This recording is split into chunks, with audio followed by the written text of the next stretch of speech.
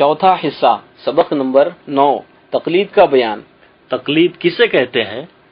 تقلید کے شرعی معنی ہیں کسی کے قول یا فعل کو اپنے لیے حجت بنا کر دلیل شرعی پر نظر کیے بغیر مان لینا، یہ سمجھ کر کہ وہ اہل تحقیق سے ہے اور اس کی بات شرعاً محقق اور قابل اعتماد ہے، جیسا کہ ہم مسائل شریعہ میں امام اعظم ابو حنیفہ رضی اللہ تعالی عنہ کا قول و فعل اپنے لیے دلیل سمجھتے ہیں اور دلائل شرعیہ میں نظر نہیں کرتے، خواہ وہ قرآن و حدیث یا اجماع امت کو دیکھ کر مسئلہ بیان فرمائیں یا اپنے قیاس سے حکم دے۔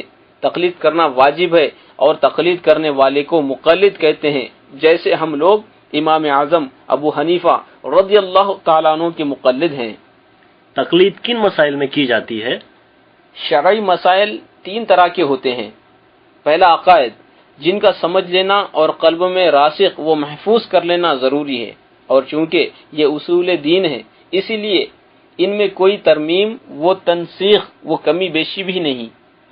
دوسرا وہ احکام جو قرآن و حدیث سے صراحتاً ثابت ہیں، کسی مجتہد کے اجتہاد یا قیاس کو ان کے ثبوت میں کوئی دخل نہیں، مثلا 5 وقتہ نماز اور روزہ ماہ رمضان، حج، زکوٰۃ وغیرہ فرائض اور ایسے ہی دیگر احکام۔ تیسرا وہ احکام جو قرآن و حدیث میں اجتہاد سے حاصل کیے جاتے ہیں، ان میں سے اصول عقائد میں کسی کی تقلید جائز نہیں۔ یوں ہی جو احکام قرآن و حدیث سے صراحتاً ثابت ہیں ان میں کسی کی تقلید روا نہیں، یعنی ہم جو ان مسائل کو مانتے ہیں وہ اس لیے نہیں کہ امام اعظم نے فرمایا ہے، بلکہ اس لیے مانتے ہیں کہ قرآن و حدیث میں ان کا صراحتاً ذکر آیا ہے۔ اور تیسری قسم کے مسائل جو قرآن و حدیث اور اجماع امت سے اجتہاد کر کے نکالے جائیں، ان میں غیر مجتہد پر تقلید واجب ہے اور مجتہد کے لیے تقلید منع۔ مجتہد کون ہوتا ہے؟ مجتہد وہ بالغ اور صحیح العقل مسلمان ہے جس میں اس قدر علمی لیاقت اور قابلیت ہو کہ قرآنی اشارات و کنایات کو سمجھ سکے اور کلام کے مقصد کو پہچان سکے، ناسخ اور منسوخ کا پورا علم رکھتا ہو، علم صرف نحو و بلاغت وغیرہ میں اس کو پوری مہارت حاصل ہو، احکام کی تمام آیتوں اور احادیث پر اس کی نظر ہو، تمام مسائل جزیہ کو قرآن و حدیث سے اخذ کر کے ہر مسئلے کا ماخذ اور اس کی دلیل کو اچھی طرح جانتا ہو کہ یہ مسئلہ اس آیت یا فلاں حدیث سے ماخوذ ہے، اس کے علاوہ ذکی اور خوش فہم ہو۔ فقہ کسے کہتے ہیں اور فقیہ کون ہے؟ وہ مسائل جزیہ، عملیہ اور احکام شریعہ جو قرآن و حدیث میں جا بجا پھیلے ہوئے تھے، ائمہ مجتہدین نے لوگوں کی آسانی کے لیے جس موقع سے اور جس طرح مفہوم ہوتے تھے ان کو اسی عنوان سے اخذ کیا۔ اسی طرح جو مسائل اجماع امت اور قیاس سے ثابت ہوئے ان سب کو لے کر ہر قسم کے مسائل کو جدا جدا بابوں اور فصلوں میں کر کے اس مجموعے کا نام فقہ رکھ دیا۔ تو ان مسائل میں عمل کرنا بعین قرآن و حدیث اور اجماع امت پر عمل کرنا ہے، اور اس علم فقہ میں مہارت رکھنے والے علماء کو فقیہ یا فقہ کہا جاتا ہے۔ مذہب کسے کہتے ہیں؟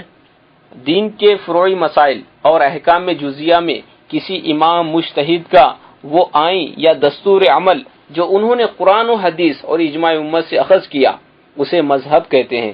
یوں سمجھ لو کہ دین اصل ہے اور مذہب اس کی شاخ۔ اس وقت دنیا اسلام میں کتنے مذہب پائے جاتے ہیں؟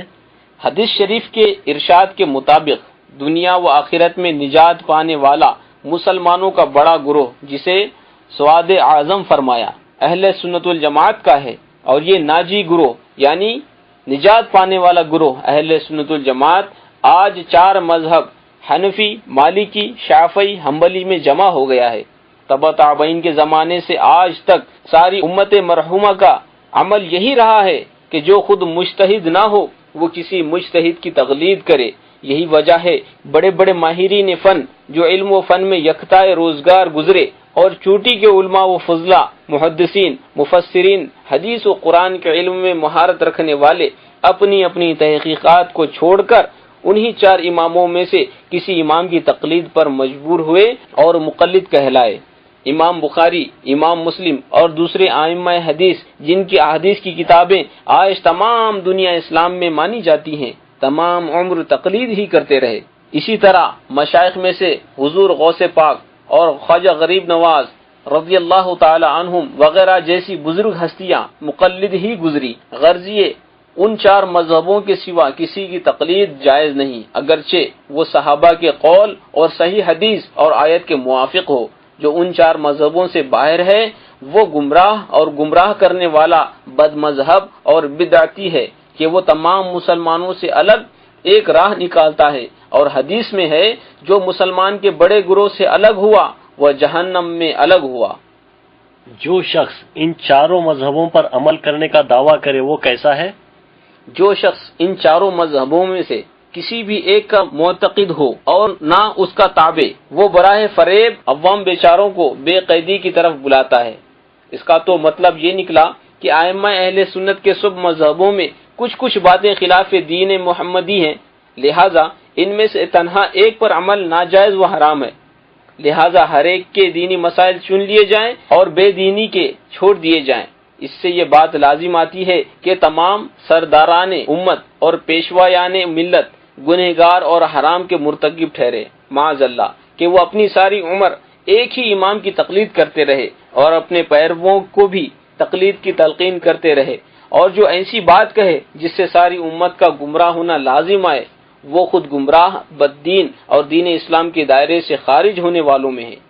یہ تو وہی بات ہوئی کہ جسے دربار شاہی تک چار سیدھے راستے معلوم ہوئے، رعایا کو دیکھا کہ ان کا ہر گروہ ایک راستے پر ہو لیا اور اسی پر چلا جاتا ہے، مگر ان حضرات نے اسے بیجا حرکت سمجھا کہ جب چاروں راستے یکساں ہیں تو وجہ کیا کہ ایک ہی کو اختیار کر لیجئے۔ پکارتا رہا، صاحبو ہر شخص چاروں راہ پر چلے، مگر کسی نے نہ سنی، ناچار آپ ہی تانا کرنا شروع کیا۔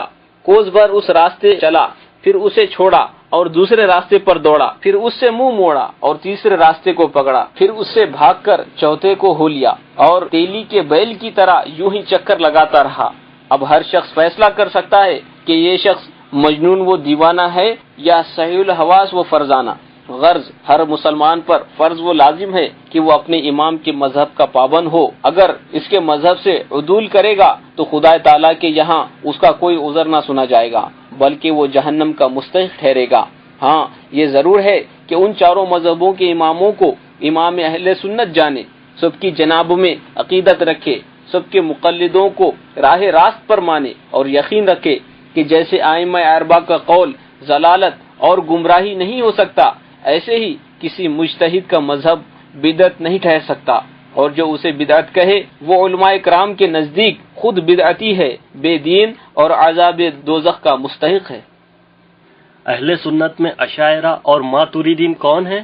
ہم پہلے بتا چکے ہیں کہ اصول عقائد میں کسی کی تقلید جائز نہیں، ہاں بغرض فروعی عقائد میں تقلید ہو سکتی ہے۔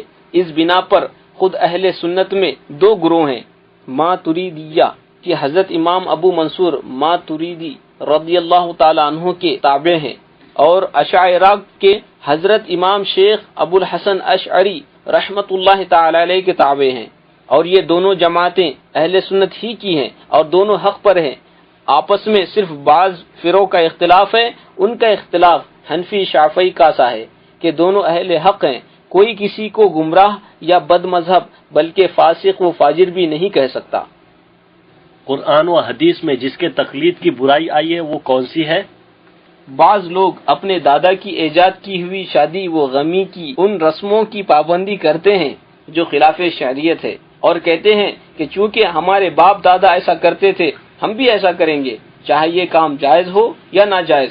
قرآن و حدیث میں ایسی ہی تقلید کی مذمت یعنی برائی بیان کی گئی ہے، اور ایسی ہی تقلید سے روکا گیا ہے۔ ان آیتوں اور حدیثوں کی رو سے تقلید ائمہ کو حرام یا شرک کہنا محض بے دینی ہے۔ بھلا ایسا کون سا مسلمان ہوگا جو قرآن و حدیث کو چھوڑ کر خدا اور رسول کے احکام کے خلاف اماموں کے قول و فعل پہ چلنے میں اپنی نجات سمجھے؟ سارے ہی مقلد مسائل جزیہ میں اماموں کی تحقیق کے موافق قرآن و حدیث پر عمل کرتے ہیں، اسی وجہ سے مقلد کہلاتے ہیں۔ چاروں مذاہب کے اماموں کے نام اور لقب کیا ہے؟ چار امام یہ ہیں، پہلے حضرت امام اعظم نعمان بن ثابت رضی اللہ تعالیٰ عنہ، آپ کا لقب ابو حنیفہ ہے، شہر کوفہ میں 80 ہجری میں پیدا ہوئے۔ ابو حنیفہ رضی اللہ تعالی عنہ فقہ کے بانی ہیں۔ آپ کے اجتہادی مسائل تقریباً 1200 سال سے تمام اسلامی ملکوں میں پھیلے ہوئے ہیں، اور چونکہ آپ کا مذہب اصول سلطنت سے بہت مناسبت رکھتا ہے، اس لیے بڑی بڑی عظیم اسلامی سلطنتوں میں آپ ہی کے مسائل قانون سلطنت تھے اور آج بھی ہیں۔ اسلامی دنیا کا بیشتر حصہ آپ ہی کے مذہب کا پیرو ہے۔ تمام ائمہ میں یہ خصوصیت اور شرف صرف آپ کو حاصل ہے کہ صحابہ رضی اللہ تعالی عنہم سے آپ کی ملاقات ہوئی۔ بغداد شریف میں 150 ہجری میں آپ کا انتقال ہوا۔ مقبولیت کا عالم یہ تھا کہ پہلی بار نماز جنازہ میں کم و بیش 50,000 کا مجموعہ تھا۔ اس پر آنے والوں کا سلسلہ قائم تھا، یہاں تک کہ 6 بار نماز جنازہ پڑھی گئی۔ مزار شریف بغداد شریف میں مشہور اور متبرک مقام سے ہے۔ آپ کے شاگردوں میں امام بخاری اور دوسرے بڑے بڑے محدثین کرام ہیں۔ آپ کے مقلد حنفی کہلاتے ہیں۔ دوسرے حضرت امام محمد بن ادریس شافعی رضی اللہ تعالیٰ عنہ، آپ کا لقب شافعی ہے۔ امام اعظم ابو حنیفہ کا سال وفات اور حضرت امام شافعی رضی اللہ تعالیٰ عنہ کا سال ولادت ایک ہے، یعنی آپ 150 ہجری میں بمقام اسقلان پیدا ہوئے۔ آپ کا لقب ابو عبداللہ ہے۔ آپ ہاشمی قریشی مطلبی ہیں۔ علم فقہ، اصول اور حدیث اور دیگر علوم و فنون میں کوئی اور آپ کا ہم پایا نہ تھا۔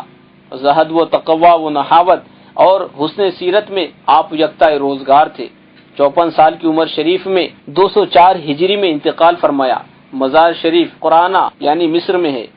آپ کے مقلد شافعی کہلاتے ہیں۔ تیسرے حضرت امام مالک بن انس رضی اللہ تعالیٰ عنہ، مدینہ منورہ میں 95 ہجری میں پیدا ہوئے۔ آپ کی کنیت ابو عبداللہ ہے۔ فقہ و حدیث میں تمام اہل حجاز آپ کو امام تسلیم کرتے تھے۔ حضرت امام شافعی رضی اللہ تعالیٰ عنہ آپ ہی کے شاگردان رشید سے ہیں۔ آپ کے چشمہ علم سے بڑے بڑے ائمہ و مجتہدین سیراب ہوئے۔ حضور اقدس صلی اللہ تعالی علیہ وسلم سے آپ کو کمال عشق تھا۔ حضور کی محبت میں ساری زندگی مدینہ شریف میں ہی گزاری۔ مدینہ طیبہ ہی میں 179 ہجری میں انتقال فرمایا۔ یہی مزار شریف ہے۔ عمر شریف 84 سال کی ہوئی۔ آپ کے مقلد مالکی کہلاتے ہیں۔ چوتھے حضرت امام احمد بن حنبل رضی اللہ تعالی عنہ، بغداد شریف میں 164 ہجری میں پیدا ہوئے۔ وہیں آپ نے پرورش پائی۔ آپ کے فضائل و واقعات زبان زد خواص و عوام ہیں۔ خلیفہ مامون رشید کے زمانے میں جب خلق قرآن کا فتنہ اٹھا تو آپ نے کلمہ حق کا حق ادا کیا، 1000 مصائب جھیلے لیکن دین پر آنچ نہ آنے دی۔ بغداد شریف ہی میں آپ نے 241 ہجری میں وفات پائی۔ عمر شریف 77 سال تھی۔ آپ کے مقلد حنبلی کہلاتے ہیں۔